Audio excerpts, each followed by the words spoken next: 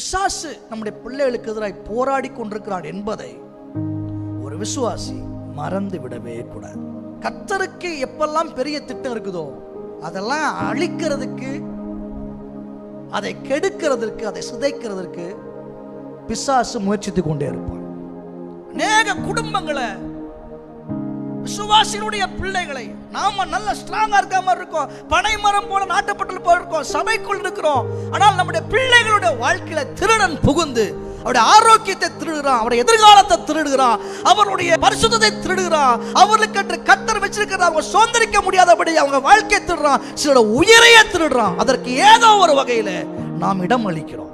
பரிசுத்த ஆவியானவர் நம்முடைய உள்ளங்களை ஒரு தகப்பனாக, ஒரு தாயாக நாம் எழும்பி நம்முடைய பிள்ளைகள் கர்த்தரால் காக்கப்படும்படிக்கு, நம்முடைய ஜெபத்தினால் வேலி அடைக்கும்படிக்கு தேவன் நம்ம ஒவ்வொருடைய உள்ளங்களை உந்தி தள்ளி உங்கள் குடும்பத்தை காக்கின்ற ஒரு தகப்பனாக, தாயாக, அந்த ஜெபத்திலே உறுதி உள்ளவர்களாய் கர்த்தர் நம்மை வைப்பாராக.